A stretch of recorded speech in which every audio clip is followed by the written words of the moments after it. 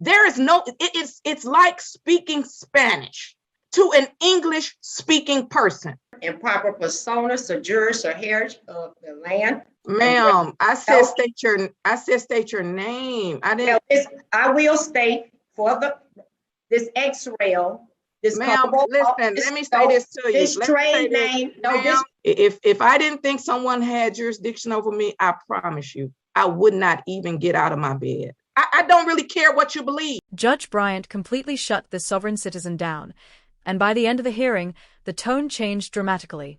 The same person who started out loud and disrespectful was suddenly quiet, careful, and clearly overwhelmed. Watching that shift happen in real time is honestly very satisfying. This hearing stands out as one of the most memorable examples I've seen of a judge firmly taking control of the courtroom. Judge Bryant did not tolerate the interruptions, the scripted arguments, or the refusal to follow basic courtroom rules. She made it very clear that this kind of behavior would not work here. It's honestly shocking to see someone walk into court believing they can ignore the law and still walk away untouched. This hearing is a perfect example of how quickly that belief falls apart when faced with a judge who knows the law and isn't afraid to enforce it. Let me know what you think about this hearing in the comments below. Now, let's jump in and watch how Judge Bryant brings this courtroom moment to a complete stop. All right. Okay, this is case number 07. No, strike that. I apologize. That's not case number. This is case number 174612601. The people of the state of Michigan versus Bonita Ayana Sealy. The defendant is charged with 1 count of assault or assault and battery. And today is the date set for an arraignment on a bench warrant. Appearances, please. Good morning, Your Honor. Christina Ritter on behalf of the people, P number 8350505. All right, ma'am, please unmute yourself.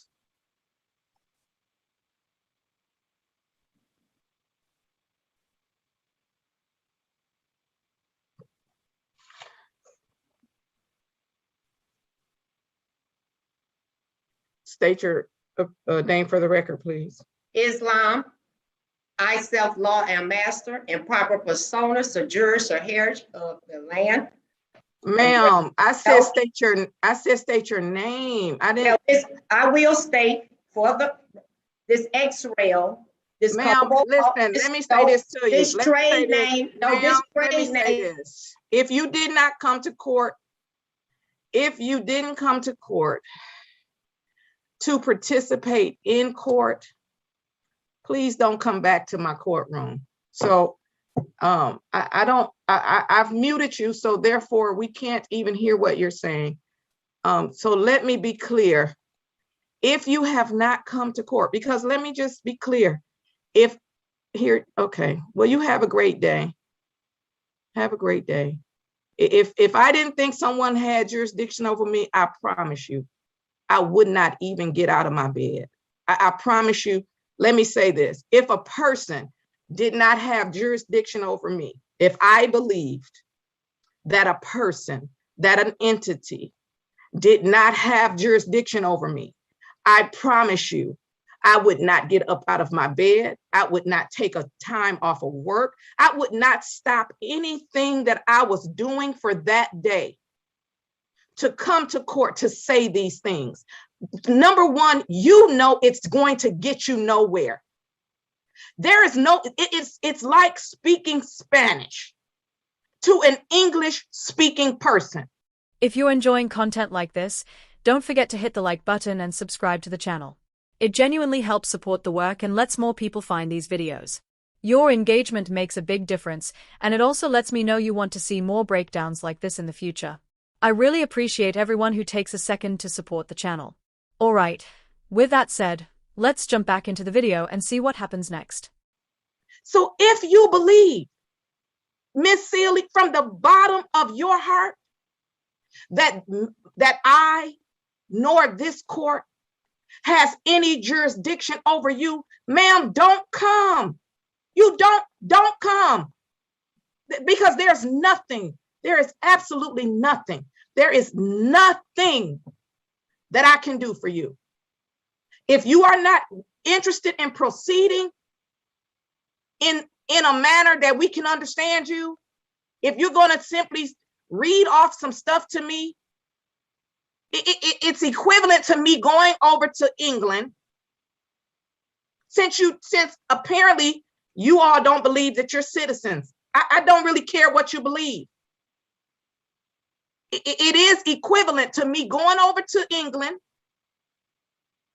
getting arrested, and then telling them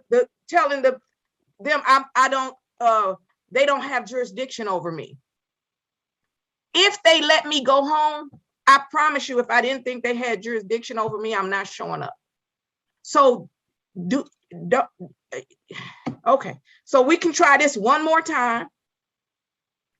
If you want to state your name for the record so that we can have the name for the record, then you can state your name for the record. If you're going to say all of that other stuff to me that I don't have jurisdiction, then I'm gonna subside, and I'm gonna go ahead and move on to another case. I am going to remove you from the courtroom, because this is going to get us nowhere. Nowhere. Now, by the time you've said all of this, by the time you've done all of this, this is a 2017 case. We probably would be finished with the case by now. Probably would be. Probably would be. Of course, I'm not going to give legal advice. I'm not going to say what she should do and how she should respond. Probably would be finished with this case by now. Okay, ma'am, please state your name for the record. Wow, this judge has officially become one of my favorites. We've seen strong judges like Judge Oakley and Judge Middleton, but Judge Bryant really stood out in this hearing. The way she took control of the courtroom was impressive and honestly refreshing to watch. So often, people who follow these sovereign ideas come into court thinking they can talk non-stop and turn the hearing into a personal speech. Many judges allow it to go on longer than it should, and that only encourages more of this behavior. Judge Bryant did the opposite. She stopped it immediately and made it clear that the courtroom is not a place for games or speeches. What really stood out was her confidence and calm authority. There was no hesitation, no unnecessary back and forth, just firm leadership from start to finish. I honestly wish more judges handled situations like this, because it would probably stop a lot of people from thinking they can outsmart the legal system with online advice. Let me know in the comments what you think. If more judges handled cases this way, I think we'd see a lot less courtroom confusion and a lot more accountability. Bonita Ayana Davis Seeley.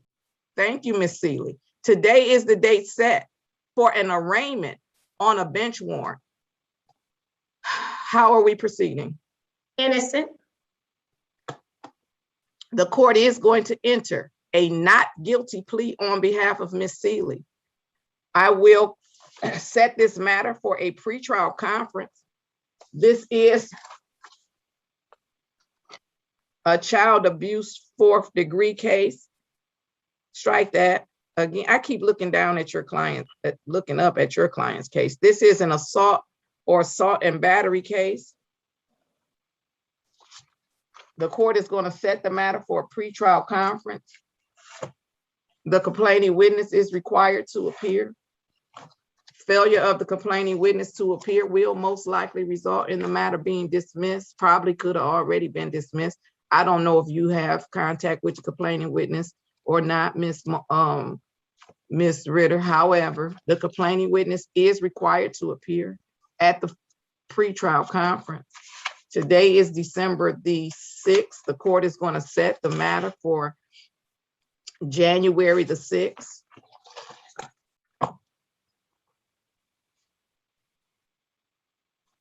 At 8:35.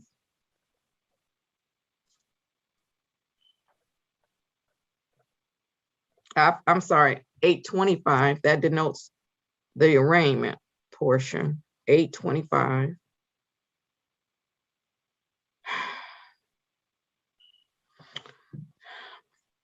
As I indicated, the complaining witness is required to appear. Failure of the complaining witness to appear will most likely result in the matter being dismissed unless the people have a valid explanation for the failure to appear.